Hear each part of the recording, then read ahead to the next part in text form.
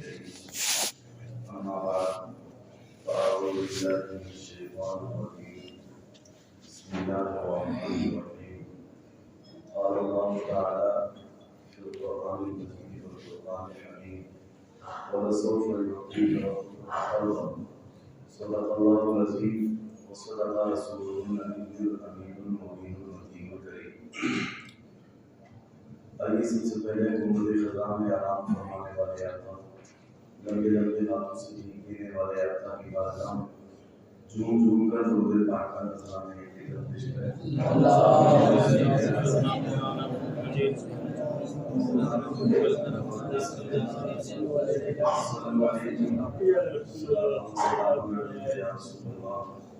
صلی اللہ تعالی علیہ وسلم لائق مبارکباد ہیں ہم لوگ کہ تقریباً پورے 11 ہونے کو ہیں پھر بھی آپ ہمت نہیں ہار رہے اللہ کے گھر میں اللہ اس کے رسول کا ذکر سننے کے لیے لے کر آیا ہے اور میں شیطان آیا بہت ساروں کو بہکایا اور کہا چل گئی پیروں میں درد ہو رہا ہے اتنی دیر کھڑے کھڑے ہو گئے قدم ٹوٹنے کو ہیں چل باہر چل کر کے ٹہل لیتے ہیں تھوڑا روڈ پر تفریح کر کے آ جائیں گے یہ چل کچھ کھانے کے لیے چل رہے ہیں پر آپ نے شیطان کی گردن کو مروڑ دیا اور اب بھی یہ ثابت کر دیا کہ نادان تو ہمیں بہکا رہا ہے ہم کسی اور کے غلام نہیں بلکہ احمد مختار کے غلام جب شیطان کو بنایا گیا تھا نا بنایا کیا گیا تھا کہ شیطان جو تھا معلم الملکوت تھا معلم الملکوت کا مطلب ہوتا ہے فرشتوں کا استاد معلم یہ عربی کا لفظ ہے اس کا معنی آتا ہے ٹیچر کیونکہ یہ فرشتوں کو بھی درس دیا کرتا تھا ان کا بھی استاد تھا پر اس کو بس ایک بات لے کر کے چلی گئی اور وہ بات یہ تھی کہ انا مطلب میں انسان کے اندر جب بات یہ آ جاتی ہے نا کہ میں ہوں میں تو بس مان لیجئے کہ اس کی تنزلی کا اس کے نچلا ہونے کا وقت شروع ہو گیا کبھی بھی انسان کو میں بات لے کر کے نہیں آنی چاہیے ایک تو بزرگ ایسے تھے مجھے واقعہ یاد آیا ان کا تو بزرگ ایسے تھے کہ پوری زندگی وہ کبھی میں زبان پر لے کر کے نہیں آئے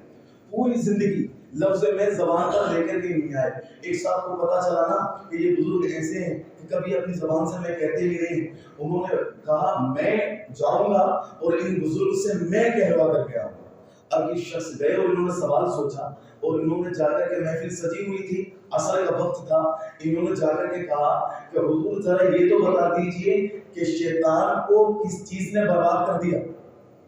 شیطان کو کس چیز نے برباد کر دیا اب شیطان کو برباد کس چیز نے کیا تھا میں نے کیا تھا نا اس نے یہ کہا تھا نا قال انا خیر من اللہ عز و جل نے جب اس سے کہا تھا نا کہ چلو آدم کو سجدہ کرو تو اس نے کہا انا خیر من میں اس سے بہتر خلقتنی من نار وخلقته من طین تو نے مجھ کو جو ہے آگ سے پیدا کیا ہے اور اس کو کیا ہے تو نے مجھ کو آگ سے پیدا کیا اور اس کو مٹی سے پیدا کیا ہے مٹی سے آگ بہتر ہوا کرتی ہے لہذا میں اس کو سجدہ کرنے والا نہیں ہوں تو گویا کہ اس کو میں نے برباد کیا تھا اب یہ گئے اور جانے کے بعد میں سوال کیا حضور ذرا یہ تو بتا دیجئے کہ شیطان کو برباد کس چیز نے کیا انہوں نے کہا اچھا ایسا ہے آپ کا سوال میں تھوڑی دیر میں دوں گا آپ عصر کی نماز ادا کر لی جائے عصر کی نماز ہو گئی یہ کھڑے ہوئے اور کھڑے ہونے کے بعد میں فرمایا کہ ذرا وہ انسان کھڑا ہو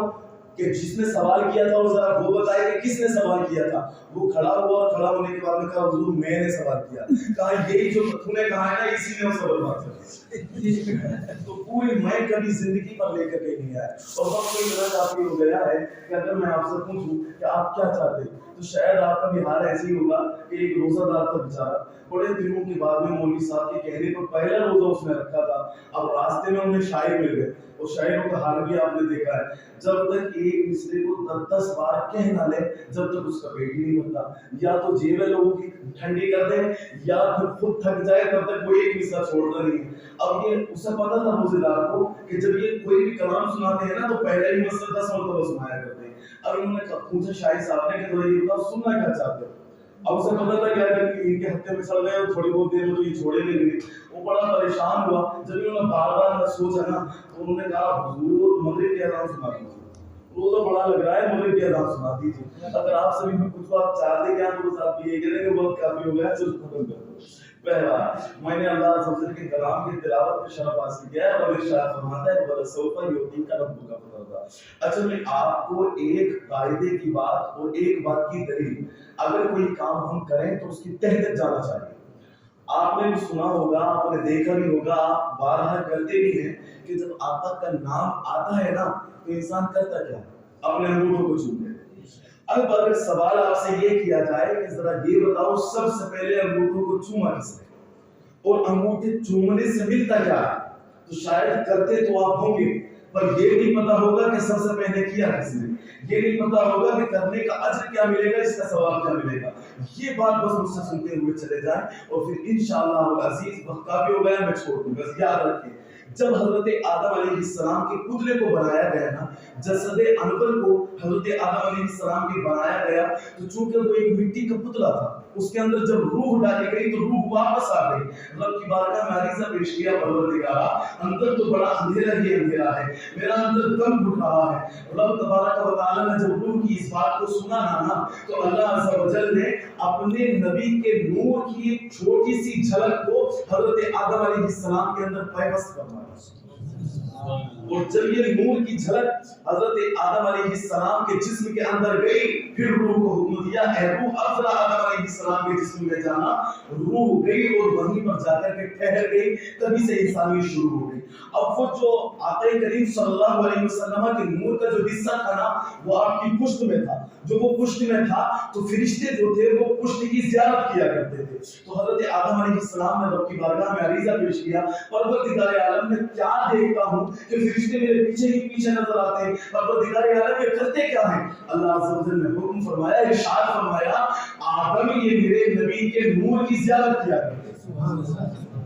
حضرت آدم علیہ السلام نے کہا پروردگارا تیرے نبی کا نور ہے اور میری پشت میں ہے، پروردگار ذرا اسے کسی اور جگہ پر منتقل فرما دے۔ تو اللہ عز و جل نے اس نور کو پشت سے نکل کر پیشانی میں پیوست فرما دیا۔ اب فرشتے پہلے پیچھے تھے اور اب آگے ہو گئے ہیں، اب وہ آگے سے زیارت کر رہے ہیں۔ اس کے بعد میں خود ابھی محروم ہے حضرت آدم علیہ السلام، پھر اس کے بعد میں جب دیکھا نا فرشتے آگے ہیں، پھر رب کی بارگاہ میں عریضہ پیش کیا، پروردگار تو تو بڑا کریم ہے نا، تو تو بڑا رحیم ہے نا، یہ جو تیرے نبی کا نور ہے یہ میری پیشانی سے نکال کر کے کسی ایسی جگہ پر منتقل فرما دے جہاں پر فرشتے بھی زیارت کر سکیں اور میں بھی زیارت کر سکوں۔ اس وقت میں اللہ عز و جل نے آپ کی پیشانی سے نور محمدی کو نکال کر کے آپ کے انگوٹھوں میں پیوست فرما دیا، اور جب حضرت آدم علیہ السلام کے انگوٹھوں میں وہ نور آیا، حضرت آدم علیہ السلام نے خوشی سے آقا کریم صلی اللہ علیہ وسلم کا نام لیا اور اپنے انگوٹھوں کو چھوڑا۔ سبحان اللہ۔ یہ سب سے پہلے آدمی ہیں جنہوں نے آقا کریم صلی اللہ علیہ وسلم کے نام آنے پر اپنے انگوٹھوں کو چوما ہے۔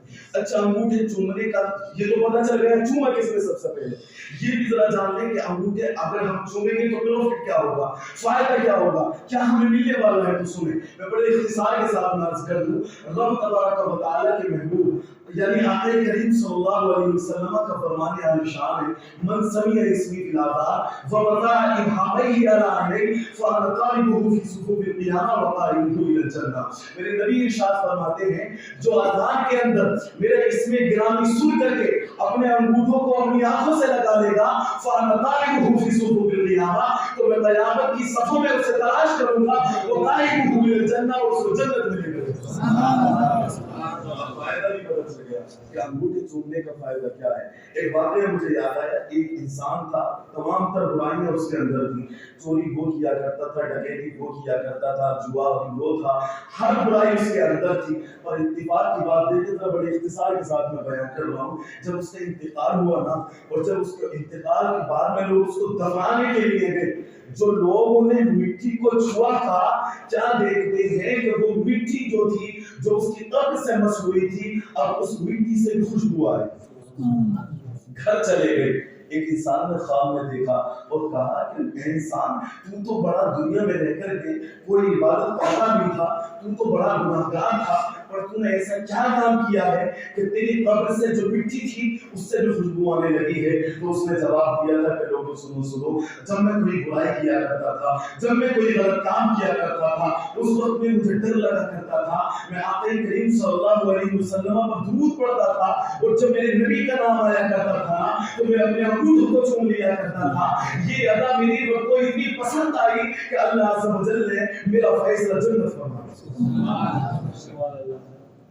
اللہ عز و جل کی بارگاہ میں دعا ہے، پروردگار عالم میرے کہنے میں جو یہ اللہ سزت ہو گئی مولا کائنات نے معاف فرمائے، اور ہم تمام مسلمانوں کو سچا پکا عاشق